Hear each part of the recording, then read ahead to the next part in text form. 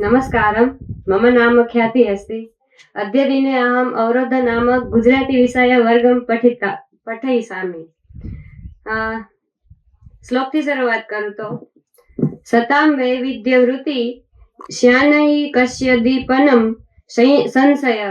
શિવાય ચ યથા તત્વમ તસ્માत् તથા ત્વકિમ કર્મ। આનો અર્થ આ શ્લોક શિવસૂત્રમાંથી લેવામાં આવ્યો છે અને એનો અર્થ એ થાય છે કે જે લોકો પ્રામાણિક કાર્ય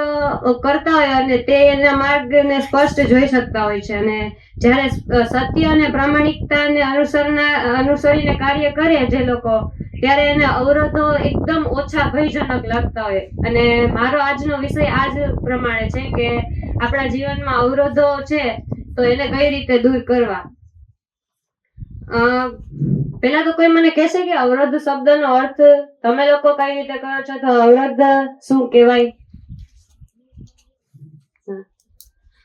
કોઈ બી કાર્ય કરવામાં વિક્ષેપ પાડે અને એ કાર્યમાં આપણે કોઈ ડર લાગે એને અવરોધ કહે।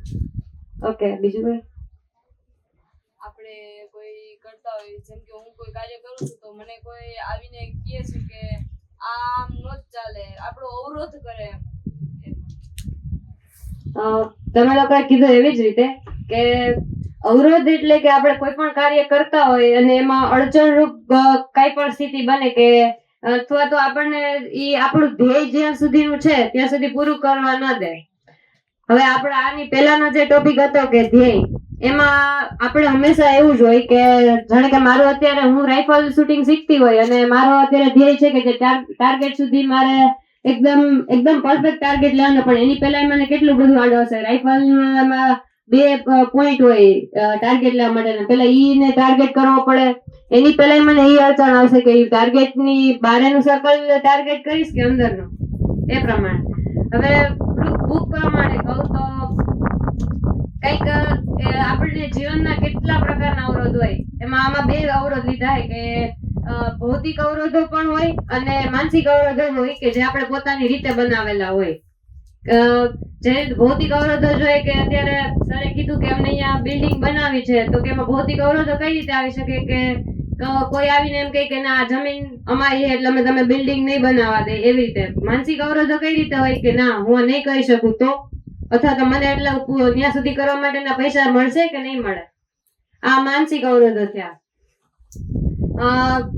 આપણે હમણાં વાત થઈ કે ઉઠવું હોય તો અવરોધ આપણો એ જ કે પાછા અલાર્મ બંધ કરીને સુઈ જાય, તો ઈ જ આપણો સૌથી મોટો ધ્યેય એટલે અવરોધ ઈ જ છે કે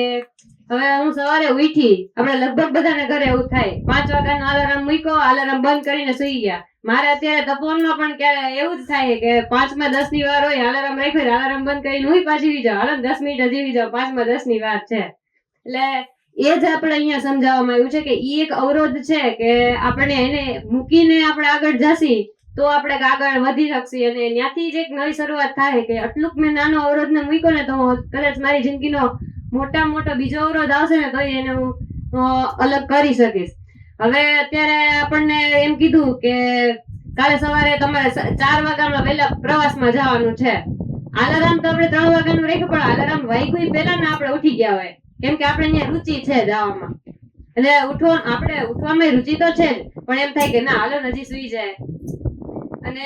આમાં બીજું એ કીધી કે હકીકતે આપણી શક્તિઓ તો અસીમ છે અને એની સીમા પણ આપણે પોતાની જાતે જ નક્કી કરેલી છે। અસીમ એટલે આપણી શક્તિઓ ઘણી જગ્યાએ એવું મેં સાંભળેલું છે કે આપણે અત્યારે જે કઈ પણ થાકી જાય એટલું વર્ક કરીએ ને તો એમાં આપણી 11% જ શક્તિઓ વપરાય, એટલે આપણામાં હજી ઘણી એટલી શક્તિ છે કે આપણે એનો વધારે ઉપયોગ કરી શકીએ। અને એ શક્તિઓ કેટલી વાપરવી ની મેં પોતે જ નક્કી કરેલું છે કે બસ હું એટલે જ સુધી જ વાપરી શકીશ।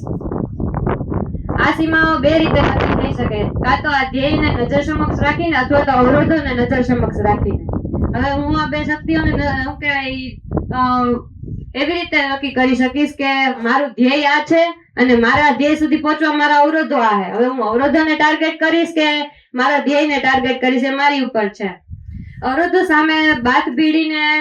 ઓછી શક્તિ જોઈએ પણ ધ્યેય પ્રાપ્ત કરવા વધુ શક્તિ જોઈએ। અને હવે એ જ ધ્યેય આપણે પ્રાપ્ત કરવું છે તો એ ધ્યેય પ્રાપ્ત કરવાની શક્તિ આપણી એટલી ઉર્જાવાન બનાવીશું ને કે આપણે જિંદગીમાં વચ્ચે આવનારા અવરોધો હોય ને એ બધી એ અવરોધોને એને કઈ ઓગળાવી દેશે આપણી જે ધ્યેય પ્રાપ્ત કરવાની શક્તિઓ છે ને એ અત્યારે આપણે શું કઈ ટેકનોલોજી નો યુગ છે તો સૌથી મોટું અત્યારે તો આપણે એ જ કહેવાય ને કે ગુરુત્વાકર્ષણ બળ છે એ વધારે શક્તિશાળી બળ છે અને અવરોધ એ સૌથી મોટો એ જ છે કેમ કે આપણે વસ્તુને ઊંચે લઈ જવી હોય તો ગુરુત્વાકર્ષણ બળ તો નીચે જ ખેંચે તો માનવી છે એને પક્ષીઓને ઉડતા જોઈને એમ કીધું કે ના હું હેલિકોપ્ટર પણ બનાવીશ એ ત્યાં સુધી પહોંચી ગયો તો એને ત્યાં પણ અવરોધ ના નડ્યો પછી માછલી એને નદીમાં તરતા જોઈ તો એને એમ પણ ના થયું કે એને શું કહેવાય હું આ નહીં કરી શકું એ પણ દરિયામાં જઈને છે દરિયાનો પેટાળ ગોતે છે ને ત્યાં જઈને સંશોધનો કરી શકે છે એટલે આ બધા ઉદાહરણો પરથી એ સમજાવી શકાય કે આપણે એને અવરોધો તો ઘણા આવશે પણ આપણે એને ટાર્ગેટ કરી લઈએ પહેલેથી જ એવું વિચાર્યું છે કે ના હું આ કરીશ તો મારી હારે આ આવશે જ આપણે આની પહેલા આપણે ટોપિક જોયો હતો કે મારી નબળાઈઓ એને રિલેટેડ થોડું ઘણું છે આ પછી આપણે સરે હમણાં ગેમ રમાડી ખબર કે પેલે એક વાક્ય પસાર કરવામાં આવે ને છેલ્લે એને શું કહેવાય એ વાક્ય સાચું નીકળે કે નહીં હવે આપણે કોઈ પણ પ્રકારનું લક્ષ્ય નક્કી કરીએ કે આપણે પહેલાથી જે વાક્ય પસાર કરવામાં આવ્યું હતું હવે છેલ્લે ઈ પહોંચાડવાનું જ હતું આપણે બે વ્યક્તિ હતા એ બે વ્યક્તિને સાંભળવાની વધારે કોશિશ કરશે ને એમ વધારે ઈ વાક્યને આપણે આજુબાજુની વસ્તુઓ સંભળાય એવું જ થાય આપણે હરેક વખતે હવે તમારે એક વખત ક્યારેક ટ્રાય કરવી હવે આમ દૂરથી તમને કઈ ઘંટનો અવાજ આવતો હોય ને તો તમારી ઘંટના અવાજને સાંભળવાની ટ્રાય કરવાની ઘંટનો અવાજ નહીં સાંભળે પણ એ સિવાયનો બધો અવાજ સંભળાય ધ્યાનમાં બેઠા હોય ને ત્યારે એ થાય પછી આપણને એવું થાય કે હવે અહીંયા અમે ઉપર કુટીરે બેનો રહે તો એને શું કહેવાય જમવાનો કે એનો બેલ પડે તો અમને એ બેલ ના સાંભળે પણ એ સિવાયની બીજી બધી વસ્તુ સંભળાતી હોય અથવા તો ક્યારેક કોઈ બોલતું હોય રાડ નાખતું હોય ને તો એવું થાય એટલે કહેવાનો મતલબ એ છે કે આપણો ધ્યેય છે ને એમાં વચ્ચે અવરોધો તો આવશે જ પણ એ અવરોધોને કઈ રીતે નકારવા ને કઈ રીતે એને હેન્ડલ કરવી એનાથી આગળ કઈ રીતે જવું ને આપણી ઉપર છે જ્યાં સુધી ધ્યેયને એકદમ દીવા જેવું ઝળહળતું નહીં જોવું ને ત્યાં સુધી એની આગળ રહેલો અંધકાર જ આપણને નજર આવવાનો છે ને બીજું એક તો કે મને કોઈ અવરોધ રોકી શકતા નથી કેમ કે મારી અંદર અનેક પ્રકારની શક્તિઓ છે અને અવરોધ કરતા એક ઘણી વધારે છે અને અવરોધને પીગળાવી નાખવાની ક્ષમતા પણ એ શક્તિઓમાં રહેલી છે આ જ પુસ્તકનો છેલ્લે એક સાર છે કે ધ્યેયને તમારે જોવું હોય તો એમાં તમારે અવરોધોને એને નકારવા જ પડશે અને પરિણામ તમારે લઈ આવવું હોય તો ધ્યેય એક ઝળહળતા દીવા જેવું જોવું પડશે આપણે મહાભારતમાં ને એમાં જો સ્ટોરી સાંભળેલી હોય કે અર્જુનને જ્યારે કહેવામાં આવ્યું હતું કે તારે પક્ષીની આંખ વીંધવાની છે તો અર્જુનને દ્રોણે એમ કીધું કે તારે પક્ષીની આંખ વીંધવાની છે એને એનું એક લક્ષ્ય જ એક હતું કે મારે પક્ષીની આંખ વીંધવી બાકી ચારેય ભાઈ હતા એને તો એકને પાંખ દેખાતી હતી એકને ડાળી દેખાતી હતી એકને પાંદડા દેખાતા હતા એવું બધું હતું પણ જ્યારે એક જ લક્ષ્ય ના રાખ્યું હોત કે મારે આંખ વીંધવાની છે તો એ કદાચ એનું પરફેક્ટ એનું આંખ વીંધવાનું લક્ષ્ય નક્કી કરી જ ના શક્યો હોત